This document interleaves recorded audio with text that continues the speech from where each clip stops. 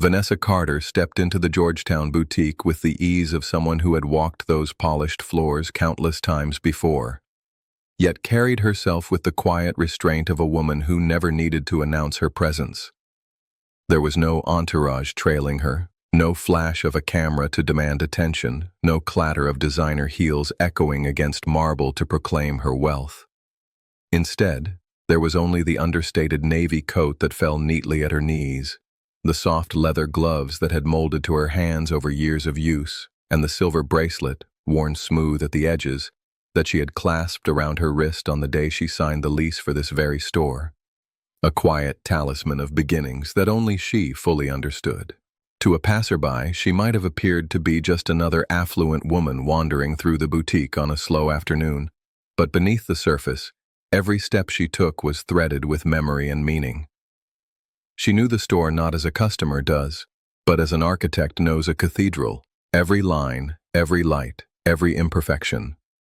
Her eyes moved briefly to the Elysian collection, displayed beneath a custom-lit glass case she herself had designed in consultation with artisans flown in from Milan.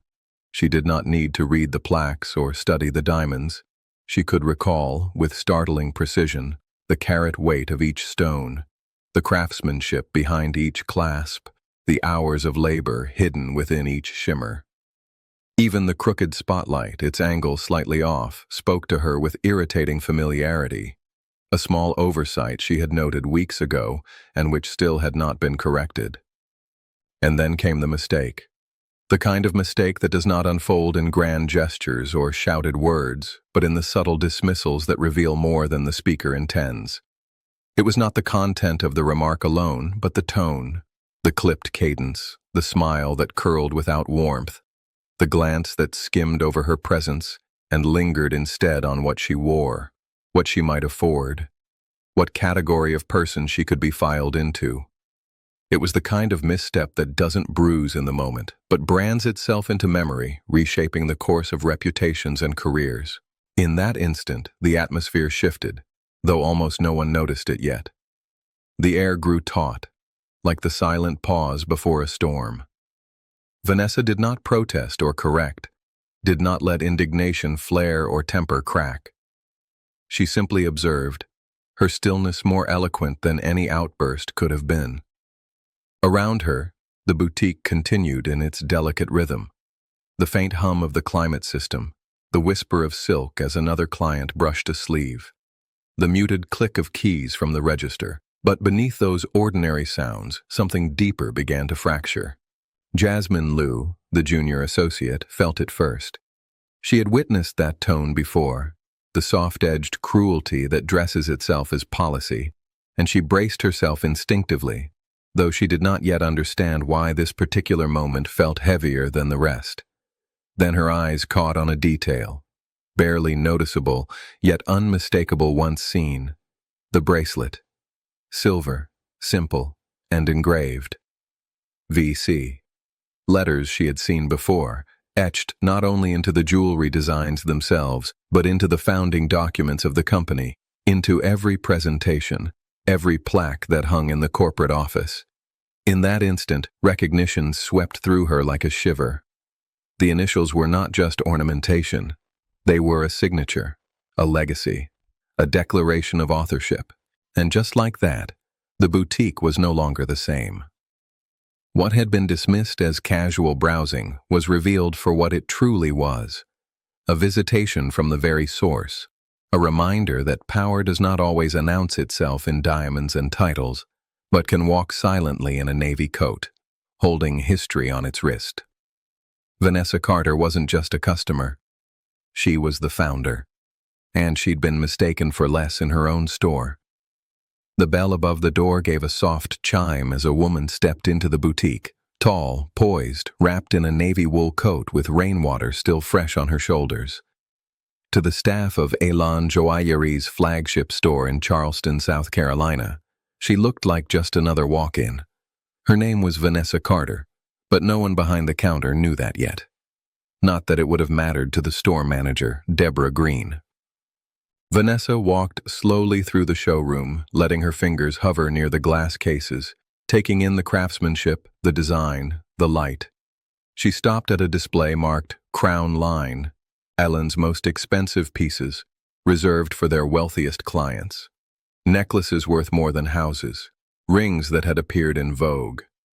Deborah watched from behind the main counter. Her eyes narrowed. Vanessa didn't look like her usual high-net-worth clientele. There was no designer handbag dangling from her wrist, no cascade of diamonds flashing under the boutique lights, no calculated display of wealth that usually preceded the kind of requests that required unlocking the most guarded display cases. There was only quiet elegance, the kind that moved without noise or spectacle. And for Deborah, who had grown accustomed to equating value with sparkle and noise, that was not enough. She prepared herself, as she so often did, to enact the subtle ritual of dismissal, a smile stretched thin but polished with practice, a tone that carried civility but hid exclusion, the small gestures that communicated that the finest things in this space were not meant for just anyone. She had built these habits like armor, unaware that they were also chains, binding her perception so tightly that she no longer saw the human being before her, only the categories she had long ago assigned. Vanessa, however, stood with a calmness that unsettled the air. She moved through the boutique with the grace of someone who had seen its walls before they were built, who understood not just the arrangement of displays, but the intention behind them, as though the architecture itself recognized her. To the junior associate nearby, Taylor, the recognition came like a shockwave, a sudden awareness in the pit of the stomach, a widening of the eyes, a sharp intake of breath, because Taylor knew the truth. She had seen the gold plaque at the entrance countless times, her gaze catching on the engraved name that carried the weight of legacy. Vanessa Carter, founder, CEO, owner. And here she was, standing quietly, almost humbly, in the very store she had dreamed into existence. Deborah, still unaware, continued her silent misjudgment, failing to recognize the storm she had already set in motion. Every word, every dismissive glance, every assumption she had wrapped around the woman before her was not merely a professional misstep, but a revelation of character, a mirror held up in public for all the associates to see. And in that moment, the boutique itself seemed to hold its breath. The glittering cases no longer sparkled with allure but with accusation, their brilliance now serving as a stark contrast to the blindness that had just unfolded. Vanessa did not need to speak to command the room. Her presence alone shifted its axis. Authority radiated from her not in volume or force, but in quiet, unshakable certainty, the kind of authority that does not demand recognition because it is woven into every fiber of the space itself. The air thickened, not with anger, but with the gravity of truth made visible. Deborah's chest tightened as she blinked, suddenly aware of a weight pressing down upon her, though she could not yet name it.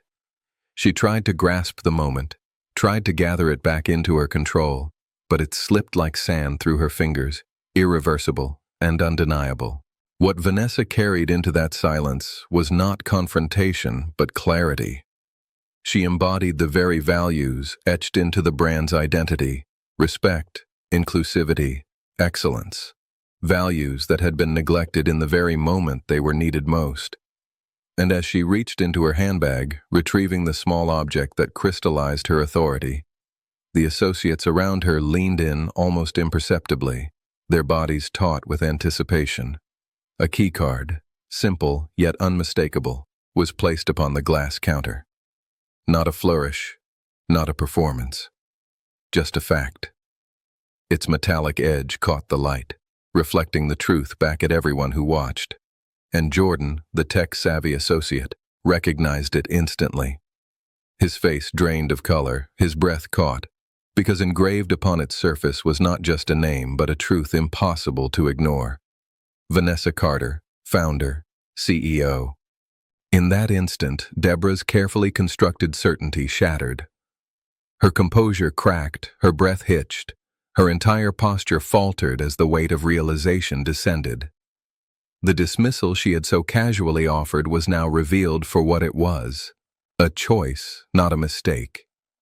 She had chosen not to see, chosen not to consider, chosen to filter the worth of a woman through assumptions rather than truth. Silence hung, long and deliberate. It was the kind of silence that did not merely fill a room but seemed to shape it, pressing down on every surface, every breath, until even the hum of the lights overhead felt muted. Taylor, the youngest among them, shifted first. Her movements were small, almost hesitant, but the tremor in her hands betrayed the weight of what she had witnessed. She had seen the injustice unfold, felt the sting of each unspoken judgment, and the realization that she had remained still gnawed at her. The guilt was written across her features, though no words left her mouth, because in the presence of Vanessa Carter, words suddenly seemed too fragile to hold their meaning. Vanessa, however, carried none of that fragility. She absorbed the silence as if it were her element, as if authority itself had always rested in stillness, not in sound.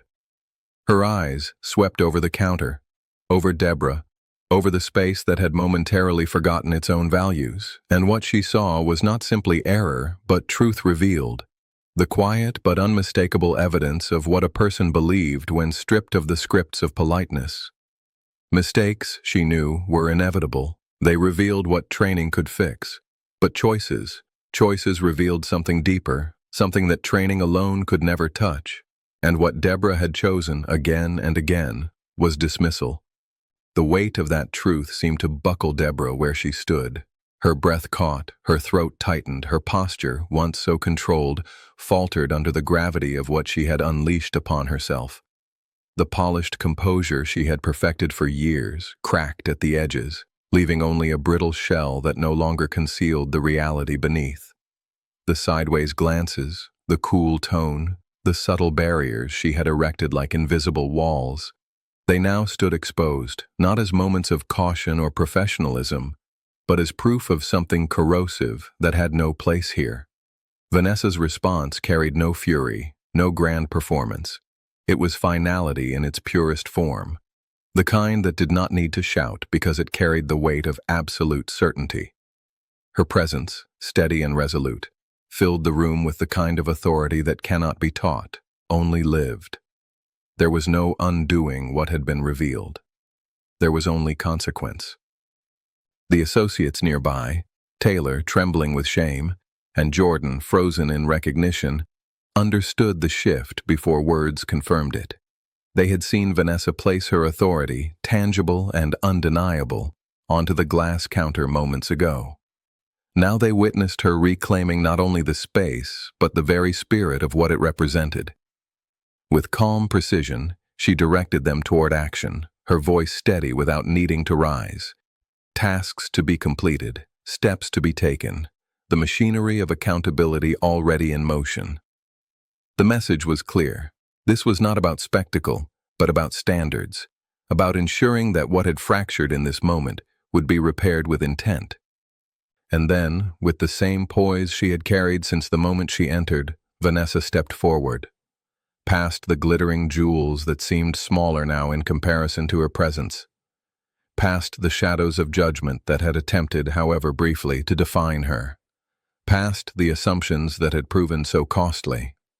She walked to the center of the boutique, not as a guest seeking acknowledgement, not as a customer awaiting approval, but as the woman who had built its very legacy, a legacy that had just been tested and, through her, had proven unshakable.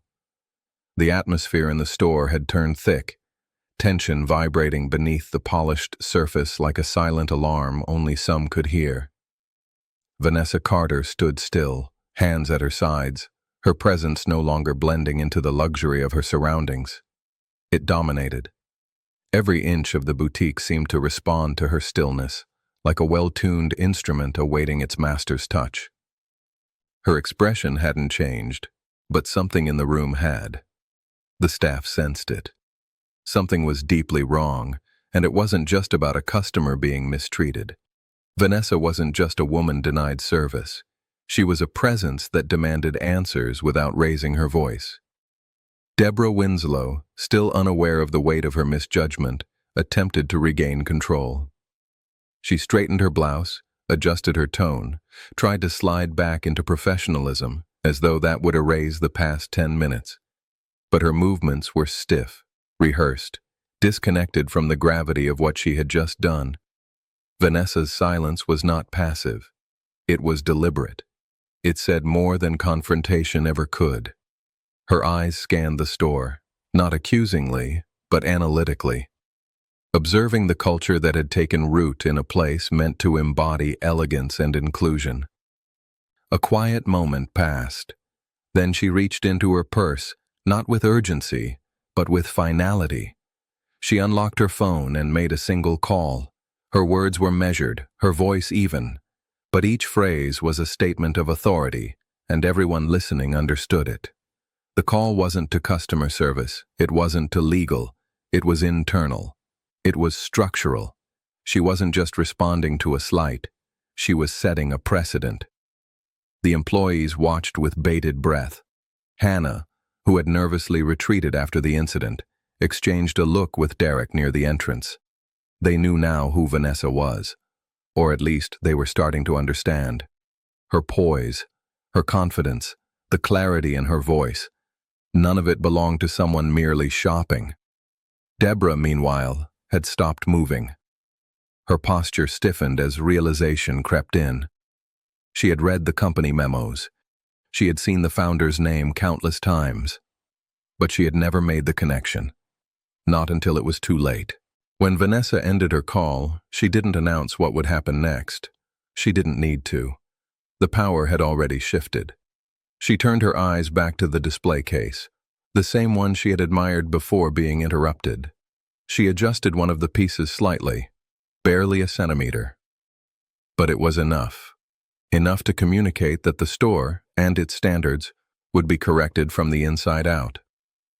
And then she walked, not out of the boutique, but deeper into it, as if reclaiming a space that had forgotten the values it was built upon. No grand gesture, no confrontation, just quiet authority moving forward, reminding everyone that respect isn't requested, it's expected. Vanessa did not waste time. With a quiet authority that needed no announcement, she took control of the moment. She walked past the shocked stares, past the murmurs and tension, straight toward the center of the store, the very place where her company's image had just cracked in full view of the public. She turned to face the team, each person watching her now with a mix of respect and uncertainty. What would she do next? There was no grand speech, no performance. Vanessa didn't believe in dramatics. She believed in standards, and in holding people to them, no matter the circumstances. She laid out the facts, what had been said, what had been assumed, what had been done in the name of protecting the store's brand, but in reality had undermined it. There was no room left for denial. The surveillance footage, the customer videos, the staff witnesses, it was all clear. And Vanessa, ever methodical, treated it like a report, not a scene. The dismissal of the manager came not with a raised voice, but with a quiet finality that needed no elaboration. It wasn't about punishment.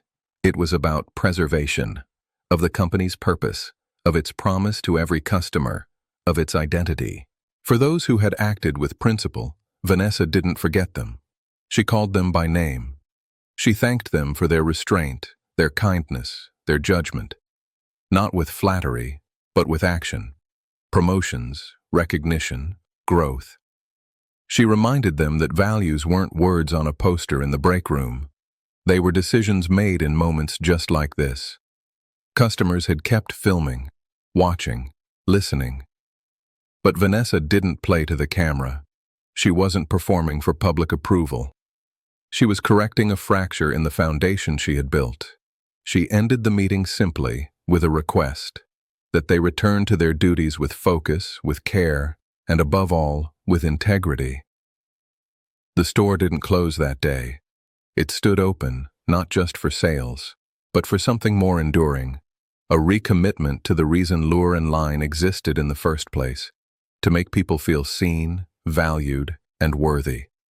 Always. Vanessa stood quietly for a moment, allowing the silence to settle over the room like a calm after a storm. She wasn't flustered. She wasn't shaken. Her posture, her expression, everything about her communicated unwavering composure. This wasn't her first challenge, and it certainly wouldn't be her last. Without a raised voice or dramatic exit, Vanessa walked toward the central floor of the store, the same floor where judgment had taken the place of professionalism just moments earlier. She looked around, not searching for conflict but acknowledging the eyes that followed her. Customers, employees, all witnesses. She addressed the team, not with reprimands, but with responsibility. "What we allow is what we encourage," she said, her voice even. "And today, we allowed something that can never happen again." Then came the decisions. Ashley, who had shown empathy without hesitation and whose kindness had disarmed the tension before it could grow into something larger, was promoted on the spot. It wasn't a favor or a gesture of pity. It was recognition of a quality that cannot be taught in training manuals, the ability to see another human being not as a problem, but as a person in need. Kevin, who had tried to mediate with patience and maturity beyond what was expected of him, was moved into management, and as the weight of that acknowledgement settled on his shoulders, he nodded quietly, his eyes moist with emotion, understanding that this was not only a professional step forward, but also a validation of the integrity he had chosen to live by. Marcus, who had refused to act unjustly despite the subtle but undeniable pressure from Patricia, was honored for his discernment, awarded a pay increase, and in that moment he stood taller than ever before, the quiet strength of his principles now visible to everyone around him. There was, however, no room left for Patricia. Her departure was not staged as a spectacle. There was no eruption of voices, no vindictive speech to mark her exit. Instead, it was a quiet and telling moment. A woman gathering her belongings into a small box, each item placed inside with a kind of finality, and then the slow walk toward the doors she had once treated as though they were her fortress. Vanessa did not stop her. She did not speak a single word. She didn't need to. The silence itself was louder than any reprimand could have been.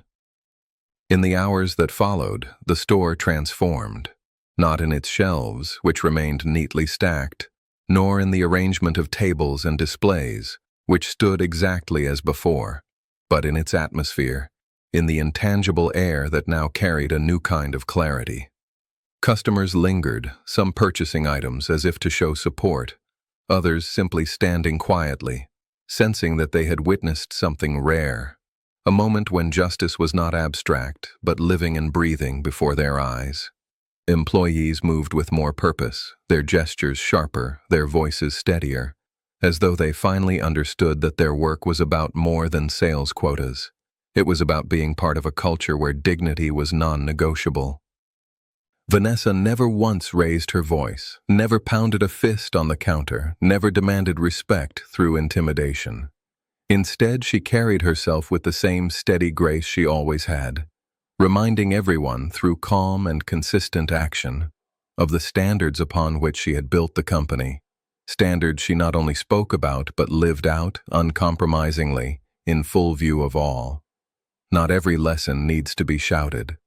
Some of the most enduring ones are spoken in the silence of a leader who chooses integrity over convenience, fairness over fear, and humanity over pride. And today, Vanessa taught a lesson that would be remembered for years to come. She had entered her store as a customer, a silent observer of its workings, but she left as something greater. A reminder of what leadership truly means, standing tall in the face of prejudice, rewarding honesty and compassion, and making it clear that dignity is not optional, but essential. Those who embraced fairness were lifted higher, and the toxic weight of bias was lifted away, leaving behind not a story of division, but one of hope, respect, and justice. We must emphasize, this is a dramatized narrative, and any resemblance to real people or situations is purely coincidental. Our message remains simple and unwavering. We stand against discrimination in every form, and we believe in creating a world where every individual is treated with fairness and dignity. If this story touched your heart, we invite you to subscribe, share it with others, and help us spread more messages of equality, justice, and compassion.